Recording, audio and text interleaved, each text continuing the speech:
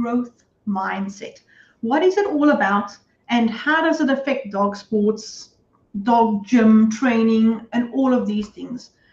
It's quite an interesting aspect, I find, because growth mindset is all about, it starts with you as the trainer, the handler of your dog, and then it filters down to your dog. So how can we get you and your dog to keep growing and improving? That's what we're going to be talking about today. But before we get started, let me introduce myself. I am Angela Ahern. I am the owner and founder of the Biokinetic K9, and welcome to our discussion. If you are anywhere, let me know where you're from. Say hello. Bob, hello. Awesome that you're here. Actually, you are one of the people that was on my mind when I put this together today. So let me know where you're from and what you are doing and where you are, what sport you're doing with your dog. I'm always interested to know. So let's go with growth mindset. For me, growth mindset, it's super important, and sometimes we all struggle with it. But it starts with you. A growth mindset starts with you, but it filters down to your dog, like I said. And if you are always the type of person who's like, oh, wow, I can't do this. Oh, I'm always doing this wrong. It sort of filters down to your dog, because our dogs are really, they're sentient beings. They feed off our feelings. I've seen that with my own dogs all the time. And we need to learn to ensure that you are both growing, because that's why we do our conditioning and gym training with our dogs in any case, because we want to make the dogs stronger. We want to make them better. We want to make their performances better. All of these things, it's all improvements. And that has to be your mindset for this as well. But then, is it all about being positive? No, not really. A lot of people say, oh, just be positive and that's how you can go. And that's all fine and well. But have you tried to be positive all day, every day? It doesn't, it's not realistic. You can't smile through every problem. We can smile through loads of problems, but not every problem. And that's where we have to become unstuck. So, but we can recognize problems. That's really awesome. We can recognize when they're coming up. And if we can recognize them, then we can know how best to tackle them. We can be better prepared for them. And we can start to lean into frustrations, not flare up in anger, get upset, but rather lean into a frustration and work through them. That's really a good place to be. You must remember, when you are trying something and you don't get it right, you fail. It's not the end of the world. No, because I always put failure, or the word fail, I term it as your first attempt in learning. You tried. You may not have got it right, but you tried. Most people don't even try. You may have failed, but it's an indication that you tried. And from that trying, you can see so many things. You learned something. The lessons may vary, but you learn something. You either learn something about yourself, you learn something about the next person, you learned something about your dog. And so you didn't get an end result, but you got much more information. And information is powerful if you use it correctly. So is it always about being positive? Not really, because it's not realistic. But you can approach things differently and then smile at yourself. So what is growth mindset? There is a definition out there, and I can briefly put it together. And it is defined as follows. It's that people have basic qualities. And these basic qualities are things that you can cultivate or grow through effort if you try. And that's the most important thing. So sure, people differ, just like dogs differ. We differ in skill. I'm not a good marathon runner. I enjoy art. I'm not a good artist. So we differ in skill. We differ in temperament. in my household, each person in my household has a completely different temperament, and I enjoy them all for their different reasons. So we all have different temperaments, but everyone can grow through application or effort and experience.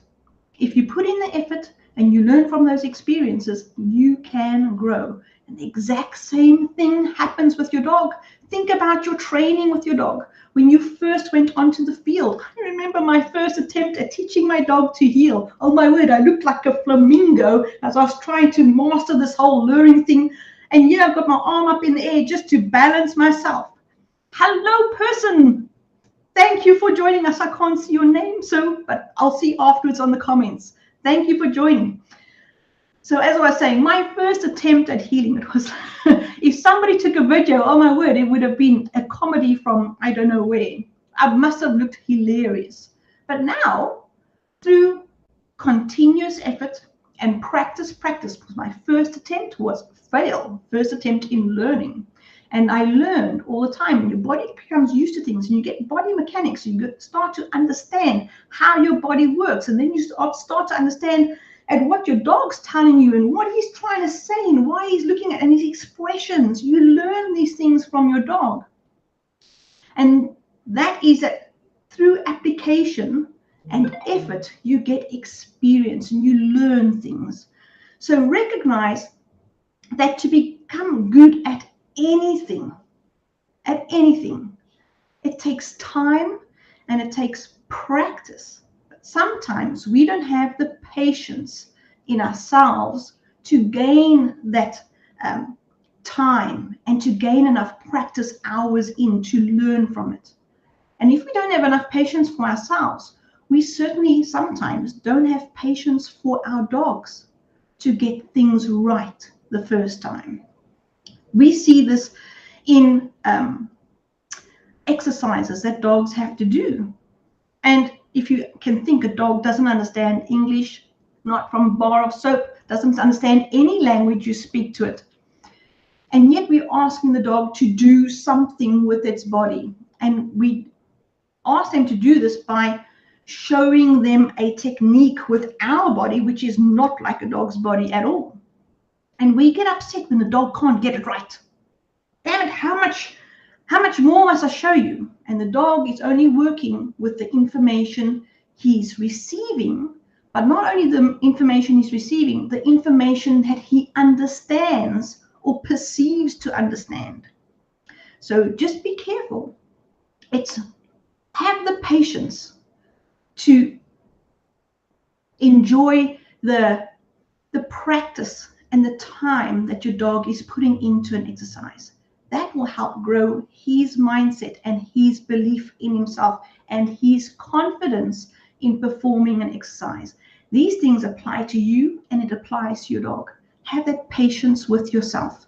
This is it's such a, I don't want to say a simple idea, but it's such an important idea. And sometimes because it's so, we overlook it. And then we become really hard on ourselves, we become hard on our dogs, and we talk ourselves down. Continue with a growth mindset. Remember, growth mindset is something that with continued practice, you become better at.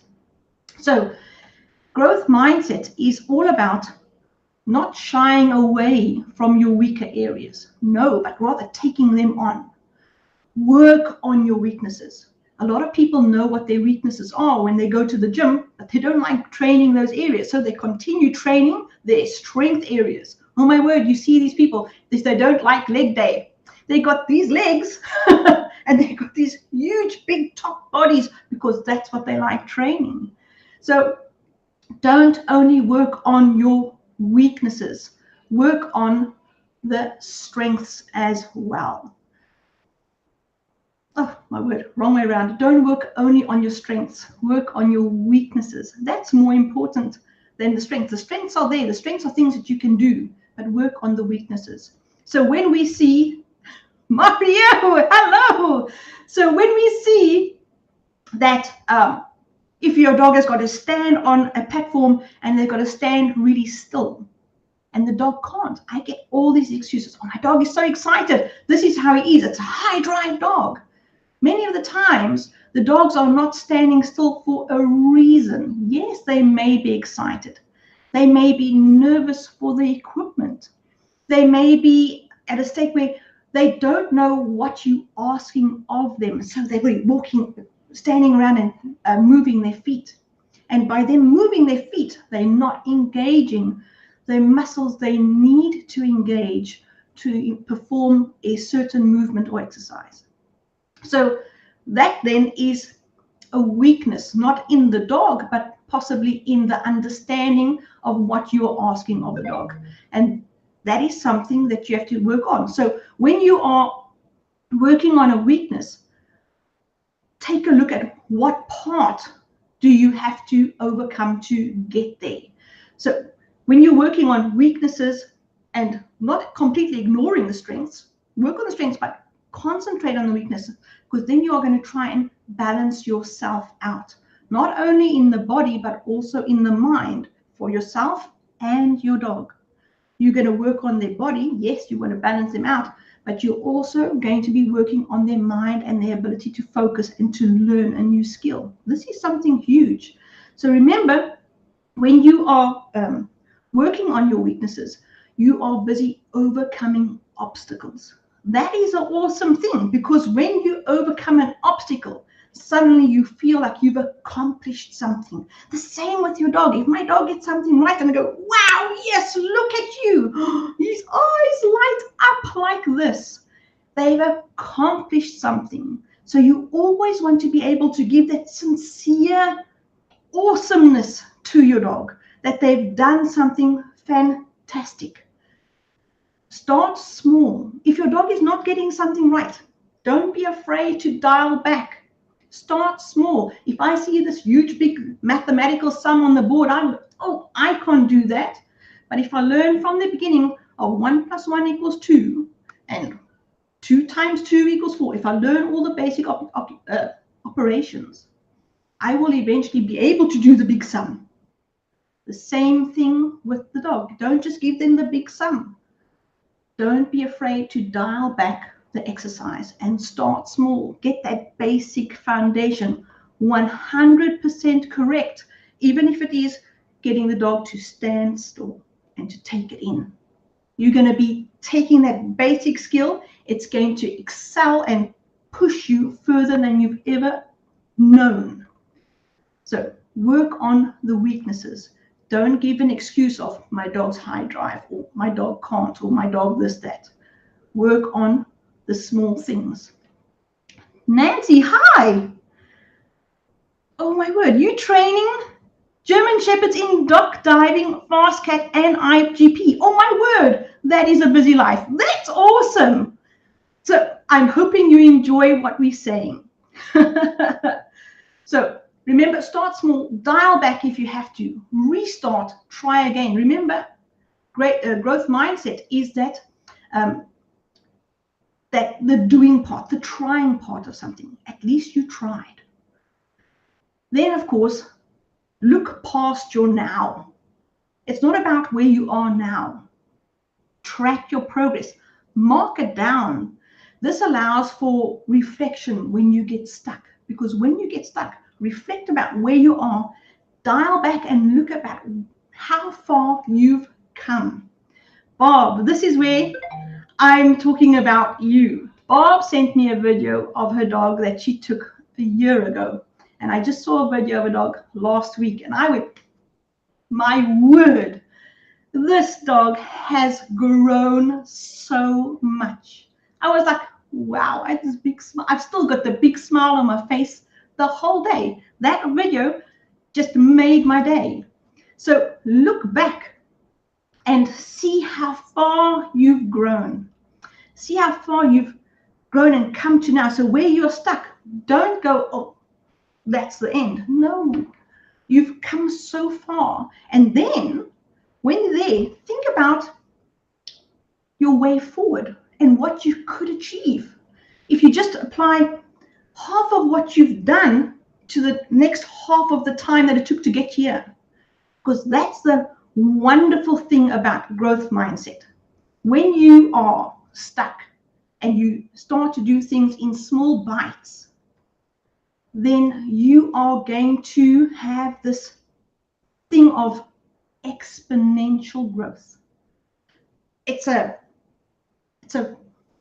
natural phenomenon, I think, because as you improve on one thing, there's lots of other things that are attached to that improvement, and that improvement then becomes a bigger improvement, a much bigger improvement. And from that much bigger improvement, all these other things are attached to that improvement, and it becomes even bigger, and you get that exponential growth. So when you're looking a little bit forward, you can be much further than what you can even imagine if you just continue to practice and try and learn. So when you get stuck, dial back, break things down into smaller parts, and then you're going to be looking at this exponential growth. So even if you just start in as little as 1-2% of growth is of improvement of your ability to perform a certain exercise, of your ability to show your dog how to perform an exercise, don't give up, because that 1-2%, if you continue, it's going to grow like this. It's going to become huge, and your dog is going to shock you, and you're going to think, my word, he learned this so quickly. It happened with me. When I saw one of the exercises, I thought, my dog can never do that. I'm going to have to teach. It's going to, and you don't even try, because it just looks like, oh no, I can't. And then if you start and you find out what is step 1, what is step 1.5, and then step 2, by the time you finish the whole process, it's so easy. Your dog's picked it all up and he can do it. And you think, like, wow, just when you thought you couldn't, and in a much shorter time. So give yourself that progress in small bites. Annika, hello. So just start. Take this approach and start small and grow, because you will grow. If you keep on keeping on, you will grow. And this is the approach that we take in our foundational strength program. We start small. We show you the very basics of movements and how you can do it, and then what you can put on top of them. And that's where the dog goes, wow, they really understand. But if you can get those basics right, those small bites right, you're going to go far. If you make a mistake a little bit further up and the dog's not getting it, go down to the basic areas, and you'll see how quickly your dog improves.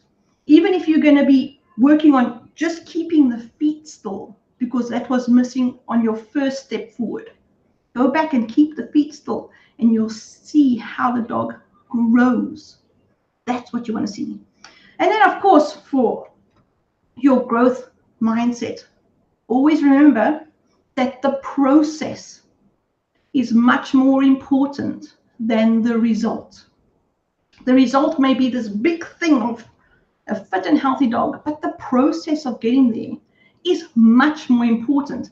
And in any case, if you're only going to concentrate on the result, maybe you'll get the result at the end of the year. It's one party, it's one celebration. That's no good for me. But if you concentrate on the process and the various steps, you can have a celebration with every step and every half step that you finish. That's much more parties for me.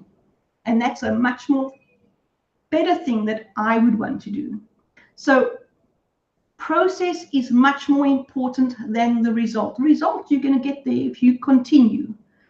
But how about celebrating every effort that you make? How about celebrating every effort that your dog is making? That's a much bigger party to have.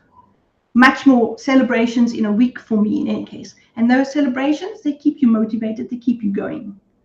That's what you're going to look out for. And of course, this is our approach. In our Foundations Strength program, we look at small bite-sized steps. We want to keep you motivated. We want to keep your growth mindset going. And we get some people go, oh, my dog can't do that. And you'll have the biggest encouragement from me. I'll be your cheerleader of note, but we also have an awesome community that will go, yes, you can do this. That's our approach. Our cart opens next week on the 4th of April. There will be an early bird discount, but if you want to get even a better discount, sign up on our waiting list. Those people are going to get a discounted email, and if you sign up, you'll get it at that price, because afterwards there's going to be a shutdown date and the normal price will proceed. So let me see if I can put this in the link and you guys can send it. I don't know if you will see it, but I will put it in the link afterwards if it's not there. It looks like, let me see here, let me find it. It looks like this. That's the page. Just fill in your details. You'll be on our wait list, and I'm going to send a special email to just those people.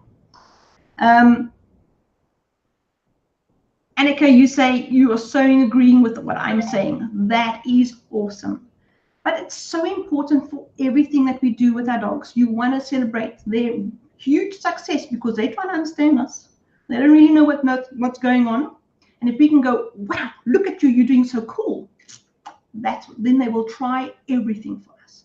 They're always excited, but we want them to be excited for the right reasons, for successes, not for nervousness or lack of confidence. We want them to be excited because they are succeeding. So I hope that you've enjoyed this, and I hope that you'll take this information and apply it to yourself, apply it to your dog. All these things so that you can move yourself and you can move your dogs and go forward and become stronger with them too, and more confident with them. All right, everybody, I'm going to say have a super training weekend, and I'm going to see you again next week. If you want to get my details, you can go to thebiokinetick9.com. My email address is fit@thebiokinetick9. You're most welcome to send me any message or email if you want to learn a bit more. And let me put up my information so that you can see it. Okay, every guys, I'm going to see you, and I'm going to say cheers. Have a very awesome weekend and enjoy training with your dog. They're working so hard for you every day. All right. Bye-bye, everybody. Cheers now. Thank you, Annika. I'm going to have a super afternoon. Bye.